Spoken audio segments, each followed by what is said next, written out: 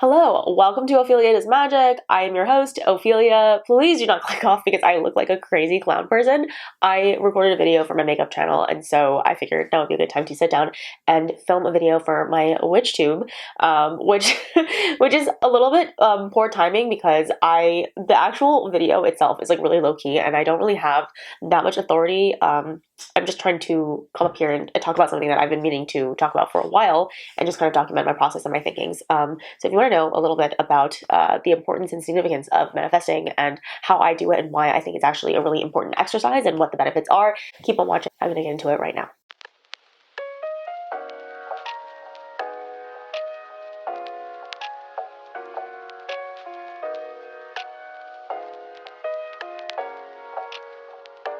Okay, so first I wanted to cover a couple of different things. I actually wrote down some notes. Wow, look at me.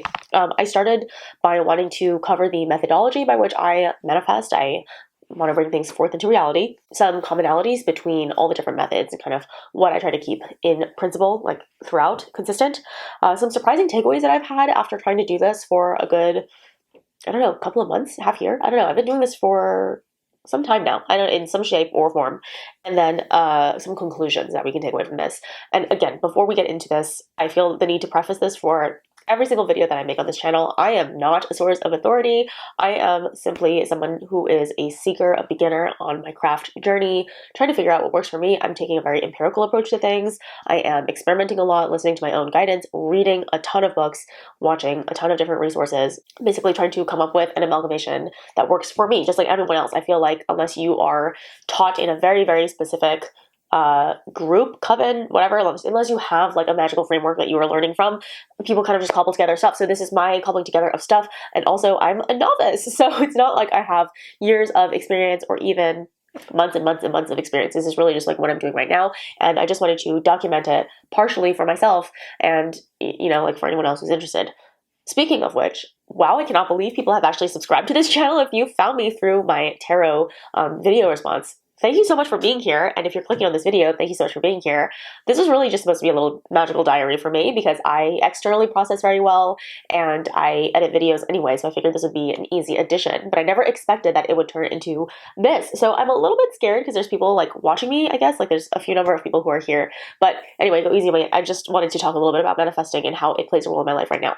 Okay, so what are the different ways that I manifest? I have 4 different ways that I kind of bring things into existence. I mean, you could argue that all of magic is kind of that, like you're using your intention to like create a change in the world. But I think there's something about manifestation that has to do with like words and visualization. And so we're going to focus on that kind of stuff. So the first methodology I use is the Power Wish method. And if you've seen Keiko's book, she is an astrologer in Japan. She's super popular. And she has this methodology wherein during the new moon and the full moon, you send like wishes to the universe, or you send them to the moon, and then the moon transmits them to the universe. And then, you know, if you do it the right way being the way that she documents in her book, your dreams will come true. I do recommend reading the book. I don't necessarily think it's like a must buy. I ended up borrowing it from the library and taking down some notes on what I felt was important, especially the keywords and processes that she uses, like what you're supposed to write in the beginning of every manifestation, or like how you're supposed to feel, or the kinds of things that each moon is good for. So new moon, full moon, and then some recommendations. And she also goes into some like extreme star wishes, or like whatever, I don't know what they're called, but they're like supercharged wishes that you can make like on your birthday. And so those kinds of things, I feel like you wouldn't, I mean, unless you were using it as a reference book, I guess it's fine. I mean, also to support the creator, but for me, as a stingy person, I just went to the library and took notes. So I have a little journal specifically for the Power Wish method, and yeah, I kind of do it. It's a very, very structured methodology, so it's not something that you can just do whenever and however you want, or at least she recommends that you follow it to the T, and that's what I do. I follow it to the letter because I am that kind of person. So that is one thing that I do, but at most I really do it like 3 times a month, like at most, right? Because you got new moon, full moon, and then maybe another new moon or something, like, you know, but usually it's like twice a month, once for the new moon and once for the full moon. That's just how it's been working. I think in April we have like 2 full moons, which is exciting. Okay, the next thing that I do is a general words of affirmation / words of power, just basically me doing the standard style of like affirmations, manifestations. You know, if you think about practical solitary magic, I think her name was Nancy something.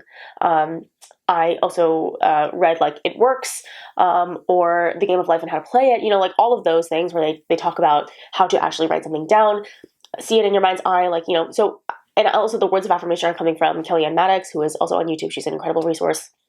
But that's kind of like more hodgepodgey. And when I say hodgepodgey, I mean it doesn't follow prescription about like when you can do it, what you're supposed to write, specifically how you're supposed to ask for it. You're not supposed to open and close in a certain way. It just kind of follows my intuition, and usually I plug in some way so I can get guidance on what I'm asking for. But the actual asking itself is very intuitive. I just let the words kind of come to me, and I write in a way that feels natural, that feels kind of like I'm pouring something out of myself. So it's not very like strict. And I feel like in some ways I like it a little bit more than the Powers method, because the Powers method is so strict and rigorous, and like the wording is a certain way and it has to be just so. Sometimes it feels like I'm not imbuing as much of my natural passion into it. And so I do both. I do both. I'm not saying that one works better than the other. I frankly don't know. I haven't experimented enough to know.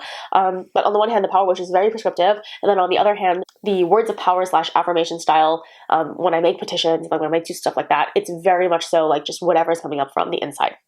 And then there's scripting, which is very like law of attraction style from what I can tell. Scripting is like when you sit down and you get into a meditative state and you visualize something happening and you write down your life the way you want it to be. Like you're going through your day, you're experiencing the things, you're talking to people, you're doing work, you're using cars and wearing clothes, and like you're doing all the stuff that you want to do, and you're seeing it in your mind's eye and you're committing it to paper. And I think that's what law of attraction is. I'm not exactly sure. I should probably do more research on that. But from what I can tell, the scripting is like borrowed from law of attraction. And then the last thing that I have is like spells and ritual workings. And the only way that's different is you pretty much do the same thing, but there's petitions. So with that, there's certain ritualistic movements involved. There's also items, offerings, correspondences. Maybe I've got like deity invoked. Maybe it's during a certain type of moon phase, or I've got some kind of astrological significance, working like planetary hours, stuff like that. So those 4 things, as a recap: the Power Wish, Words of Power / affirmation, like loosey-goosey, soul pouring style; scripting, which is more like a narrative and it's much, much longer and it has much more like a beginning, middle, end, kind of like story writing; and then actual ritual workings where the manifesting is happening through spell work, which I feel like is very similar. I don't know, maybe I'm like very ignorant, but it feels like just a more involved process, right? Okay, so what are the commonalities that I go into when I do this? Like, what are the things I actually focus on? Because again, it's hard to express how it works. And so what I do is I focus on what I can control. So what I can control first is I always try to still and clear my mind first. I find that doing, your simple grounding, centering, purification, protection, and just kind of letting your mind be quiet, letting your egoic mind be quiet is really helpful. So when my egoic mind shuts off or is really, really close to like basically put to bed, like basically she's taking a nap, what can happen is I feel like my intuition can like finally like say things to me. It's kind of like, oh yeah, like here's this thing that I've been meaning to get to you, but the phone line has been busy all the time. It almost feels like phone calls, back in the day when there were like landlines and you'd have to wait for someone to get off the phone before someone else could call you. That's kind of what it feels like. Unless you still your mind, you can't really get to those like aha moments as quickly or as readily, or like your egoic mind has to get to it and it takes a long time for that to get there.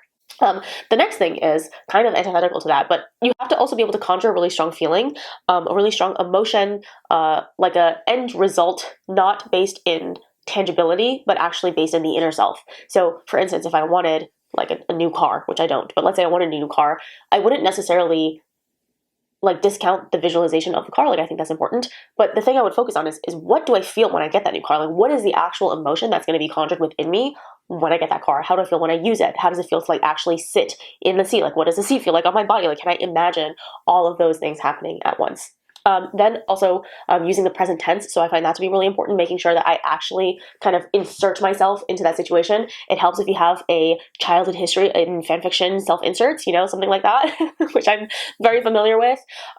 So yeah, if you're like a writer or some kind of creative who has had less than cringy moments, then that would be a really good way to kind of get yourself into the present tense, to really kind of imagine yourself there. Also, I always start with gratitude first. I probably should have put that at the very, very beginning, but gratitude is really, really important. And when I mean gratitude, I don't mean like, I am thankful, like you just use the words I'm thankful, but like I genuinely try to, there's a balance between like, I'm asking the universe to give me something, but at the same time, I already know that the universe has given me everything that I already need. And so with that understanding, like, can it also give me this other thing that I need? And like, I know it's going to happen.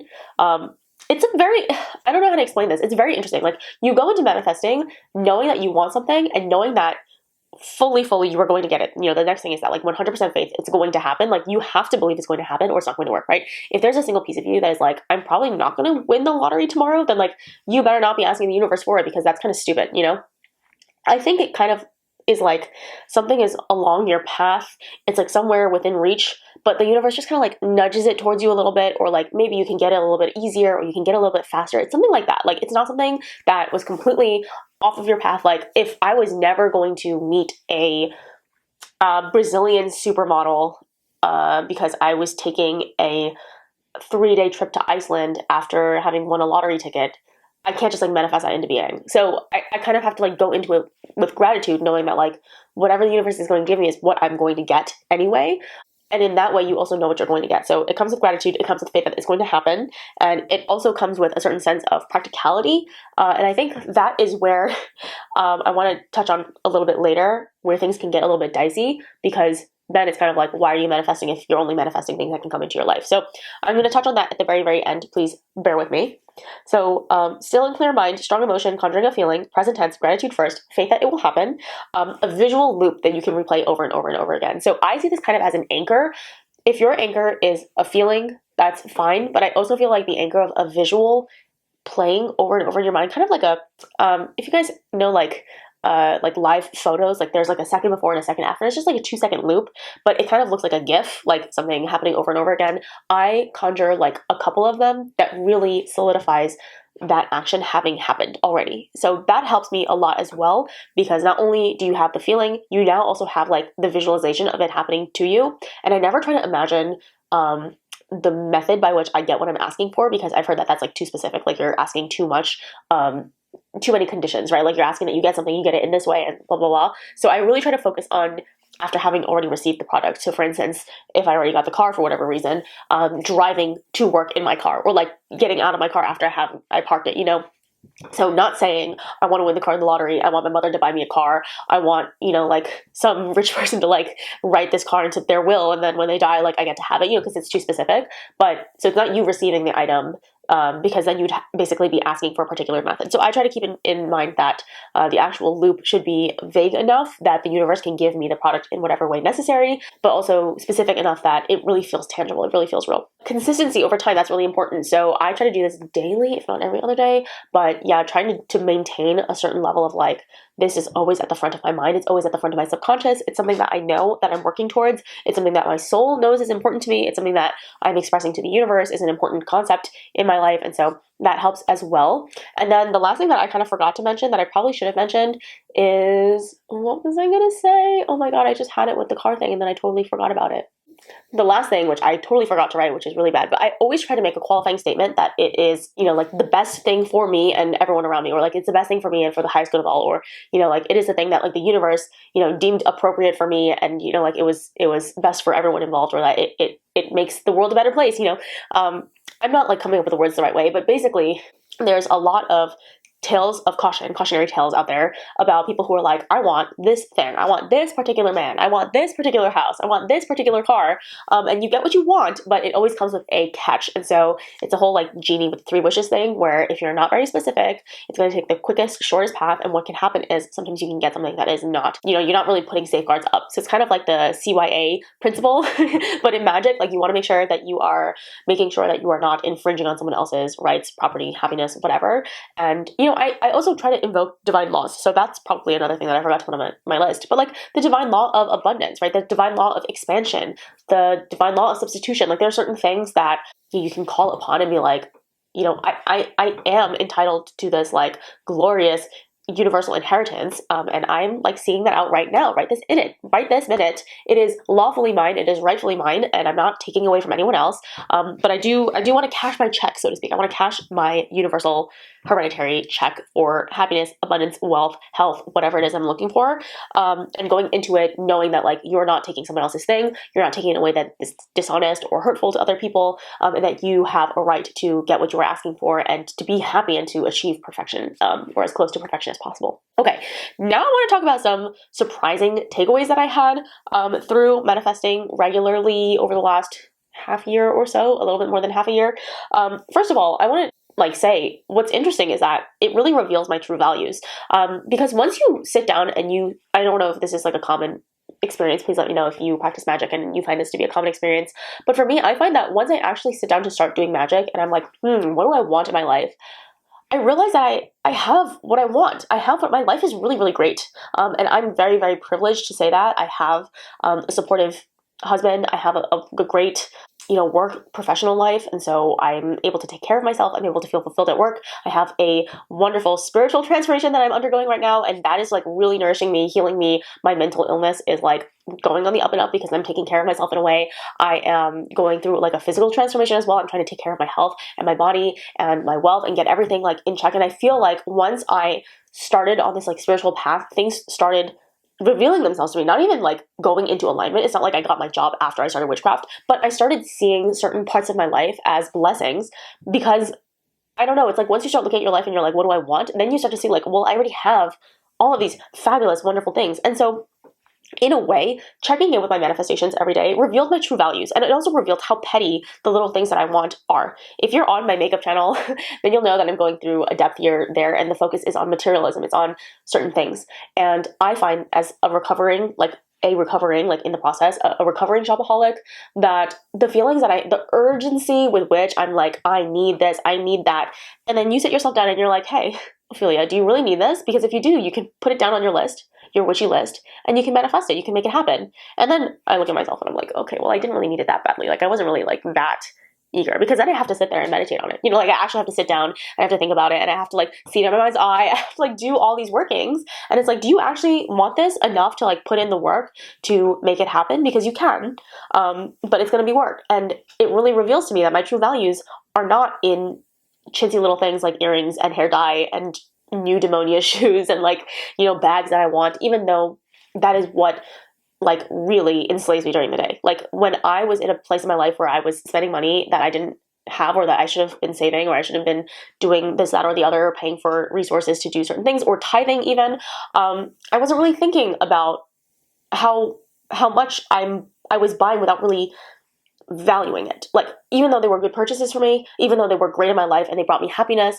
and they were really practical and they helped me achieve certain material plane things, whether or not I really valued them was totally different. And that's a really interesting distinction that I've made through manifesting and through witchcraft and through spirituality. Seeing the value of something like on the material plane, like, it costs $30, this is the value, versus seeing the value of it in my life.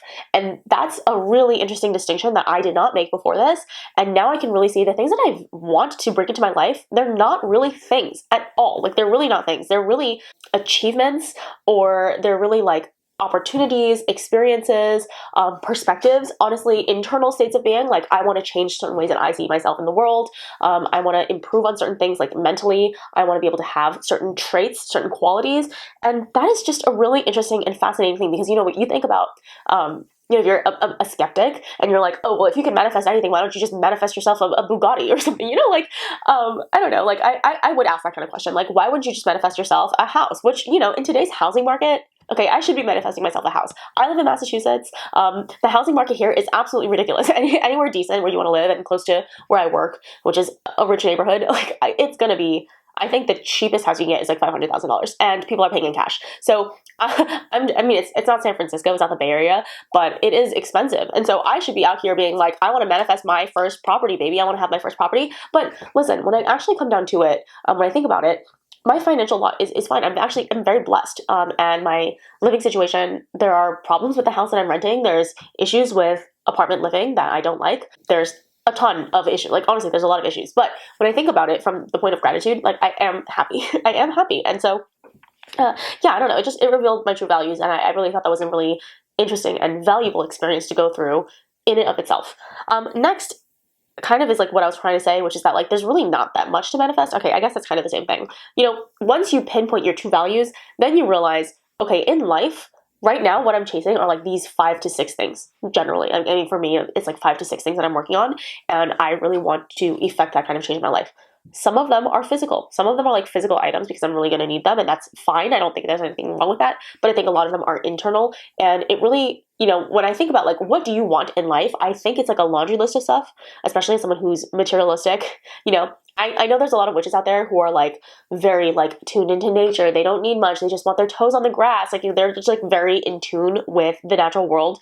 I am not that kind of person. I'm a material girl. Okay. I love stuff. I love shiny things. I love beautiful things. I love art. I love the physicality of being in the real world and like touching stuff that people have made, design, architecture, that kind of thing just like really brings me joy. It makes me like glow inside. And so as someone who likes materialism, as someone who like tends to be a little bit on the overconsumption side of stuff, I imagine myself as someone who would have like a laundry list of things to manifest, but when it comes down to it, there's not much. And that's very illuminating. The next thing that I found surprising is that it does, in a way, like you're petitioning for things from the universe, but in a way, it also brings the locus of control back to you. Because remember, magic can only manifest if you give it away to. You know, it's kind of like the intuitive voice. It can only call out to you if you're leaving the line open. And so it reminds you that if you want to have, for instance, like let's say I'm manifesting like 10,000 YouTube subscribers, which I'm not, but let's say I am manifesting like 10,000 YouTube subscribers. I gotta make some freaking YouTube videos. Like I cannot be out here saying that I want a certain number of subscribers or I want this level of business in my shop without actually running the shop or doing the business or whatever, right? Like you have to do certain things for the magic to happen. And so it does remind you that ultimately the locus of control in consensus reality is in you. You can petition certain things, you can ask for certain things, and even that act of like conjuring magic, conjuring and directing energy, that kind of stuff is also within you. I mean, it's you in the spiritual plane, but it's still you. And I think that is really interesting. There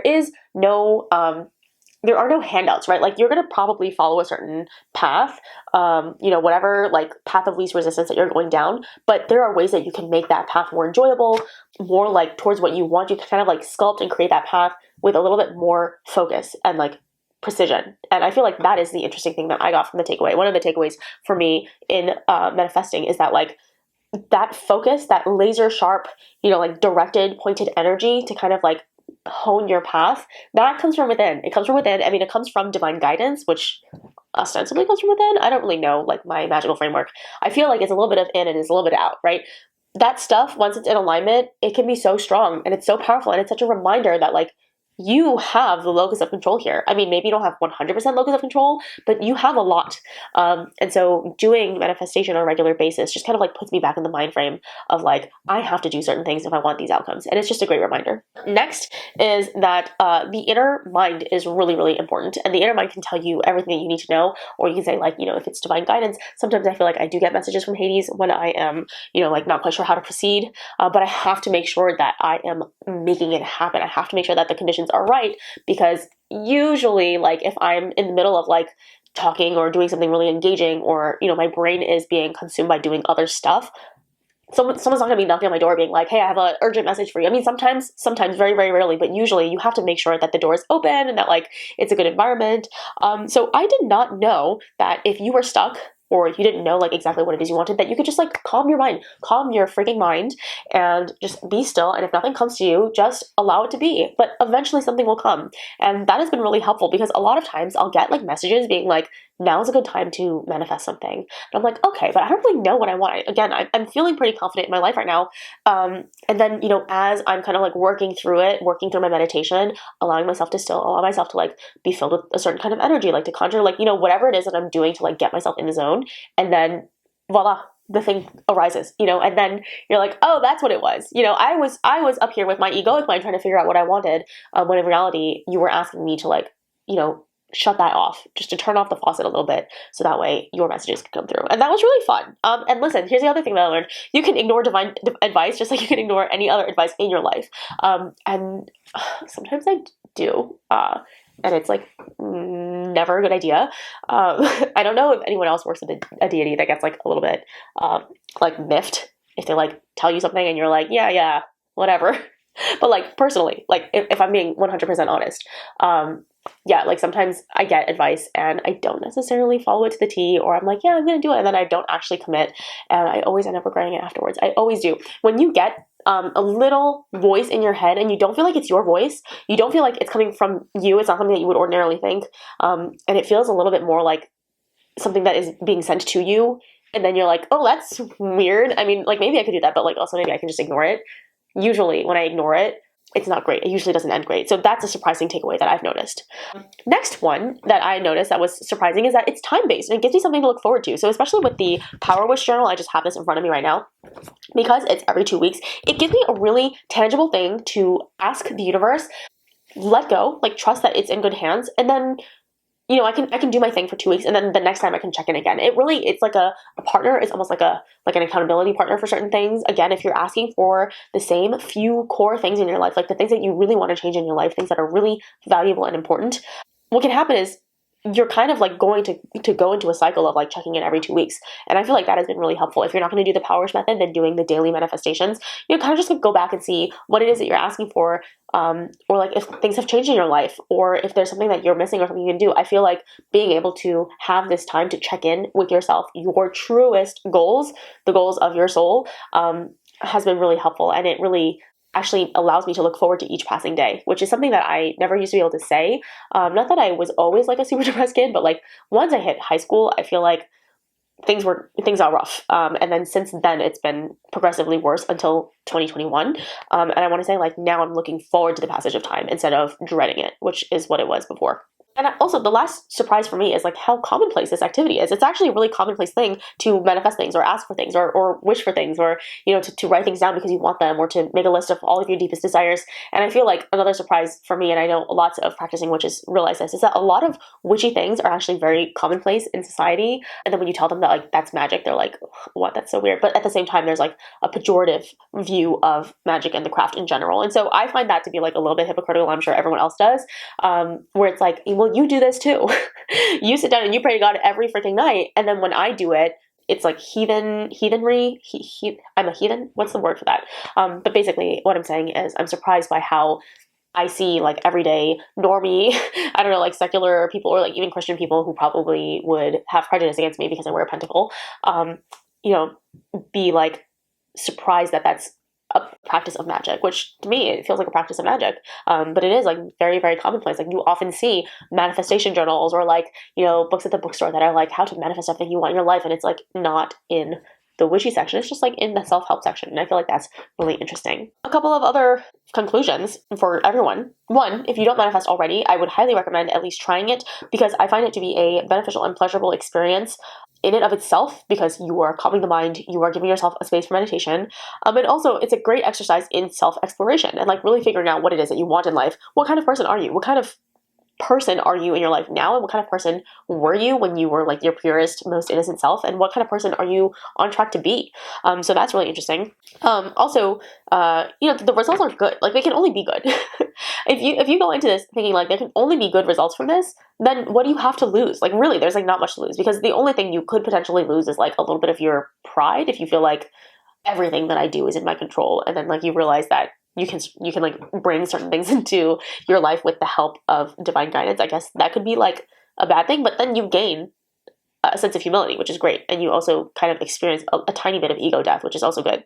And also the last thing that I'm kind of like thinking about, I talked about this before with like the 100% certainty thing, is like I think you can strengthen your magical ability, and this is just my conjecture, but I feel like because you have to 100% believe what you can do or what you can ask for is going to happen, you're going to increase your sphere of magical influence as you get stronger. I mean, this is my theory. My theory is that like as you manifest more, as more things come into your life, you are going to start to feel that like you have power over certain things. And of course, your sphere of influence as a beginner magician is going to be very, very, very small, and it's probably going to be relegated to like the realms of stuff that like you probably would have achieved anyway.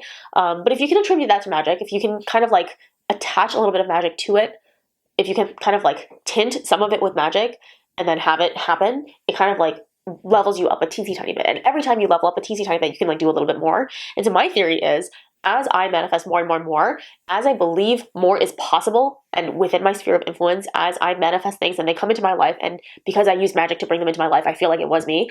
As I do that, I can ask for bigger and grander things. And again, remembering that like, as you get more powerful, you start to realize that certain things are just not valuable in your life. Certain things, as you become like, more in touch with the universe, with oneness, as you meditate and as you become more enlightened, if you want to use that word. I come from a Buddhist background, so that's where I'm coming from. But as you become more enlightened, as you become less attached to certain things, as you kind of like go deeper and deeper into your personal journey, which like everyone's pagan journey is different, but like for me, I'm assuming that like a certain level of like detachment from excessive consumption and like excessive anything is kind of like where I want to go. But I just imagine that like as you get stronger, you simultaneously like are able to bring in more while also wanting less, which is great. That seems really exciting, and so that's something to look forward to. So my results so far have been really, really positive. I'm actually not someone who goes back and reads too much because I feel like not enough time has passed. But once a full year of this has happened, I kind of want to go back and see what has come true. From what I have flipped through already, a lot of what I've asked for has already come true, like except for the newish stuff, like the stuff that has happened in the last like 2 months. And those are like a lot of them are like long-term projects, like stuff that's going to happen in like a year or 2 years. I think honestly, personally, I can work on shorter term goals, and I'm almost positive that like everything I write down is going to happen. And I hear this a lot. I read this a lot. I hear this a lot, that like there are entire notebooks that people fill, and what's in that is everything that they've asked for. Like, you know, you start to see that like your life is lining up exactly the way that you asked for it. And that seems like a really exciting prospect to me. So the prospect that like the results are already good and that like they can only get better is very, very exciting. And generally, I just highly recommend it. I just feel like there's no downside to this. The only downside being like if you're going into this as a skeptic and like you're like not really committed, I feel like if you can't follow the prerequisites, the commonalities, if you can't really do that, then I guess, yeah, like it won't work. And the downside is that you would think poorly of people who do it, which I would hate to have people like look at me and think that I'm stupid or something, which is fine. Like honestly, other people's opinion of me is not my concern, and I feel like I needed to hear that, or I think I heard it, but I didn't internalize it until I became a freaking witch. And there's nothing like carrying that label around to make you realize that you don't need other people's opinions to validate what you believe. And I'm so glad that I'm recording this video because I haven't filmed on my witchy YouTube channel in a long time because I'm really insecure about saying the wrong thing or coming off as really ignorant and dumb because I'm brand new to this. But, you know, I don't go around calling myself a witch in real life because, again, there is a lot of prejudice where I live. And honestly, like I live in Massachusetts, which is not like the most conservative state at all. But there are like pockets where people are still like really conservative, and even among more progressive thinking individuals, even though there are like new age bookstores and like people are buying crystals and stuff like that, once you actually like get into it and you say like, this is your actual framework for life, people do start to look at you a different way. And so I started to realize, you know, even if it's just an internal label that I carry, I do start to realize that, you know, it doesn't matter if other people choose to see me a certain way or a different way. Like if your opinion of me was going to change just because I told you this one little thing about me and, you know, like my belief system that I feel like makes me a better person, then that says more about you than it does about me. And I did not get to internalize that until this whole thing happened, because up until now, I never really had an extremely hot take on life. I never really had a, I mean, I'm sure there were little things in my life that were like a little bit off the beaten path, but honestly, I didn't care. Like that kind of thing didn't affect me. But when it comes to social acceptance, when it comes to stuff like your belief system, like that's you, that's who you are, that's what you believe in. And for me, this kind of came out of nowhere. It wasn't even something that I like thought was, you know, achievable or like, I don't know, like I didn't come into witchcraft thinking like, wow, that's a really aspirational thing that I want to be. I want to be a witch. It just like, it literally landed in my lap. And so I feel like I have to believe, right? Like if it happened like that, if it was like really like a divine intervention and it was like, here, this is your life now. I mean, I can't just be like, no, take it back, you know? So now I have to accept that this is who I am. This is the title that I carry. I'm a witch. I believe in magic. And the people around me who are going to be like judgy about that, their opinion of me doesn't matter. It doesn't matter because I believe this. I believe it's my life, you know? So long story short, if you don't manifest, try it because I feel like it can get you closer to who you are. It can give you a better idea of like where you want to go in your life. And if it doesn't work for you, maybe it's because you didn't think it was going to work for you, and that's okay. But like, please don't dog on other people who do this, and it really does change their life. And at the very worst, like they're just like figuring out what they want to do, you know, like, okay, so the worst case scenario is that like they're just trying to figure out what they want in their life and bring it into their life. And if you feel the need to like shit on them for that's on you, and you probably need to work on yourself. But that's probably not anyone watching this video because you guys are all here for the magical stuff. Thank you guys so much for watching. I feel a lot better after having spoken to you guys. I feel like it's been a while. It's been a while because I was really scared of coming off the wrong way or being ignorant or whatever, and ignoramus. But with that being said, guys, thank you so much for watching. I love you guys. I love you guys so much. I love you for being here. I love you for being supportive. I love you for being my teachers and my peers, and anyone out there who is supportive. I really do appreciate it. Thank you guys, and blessed be.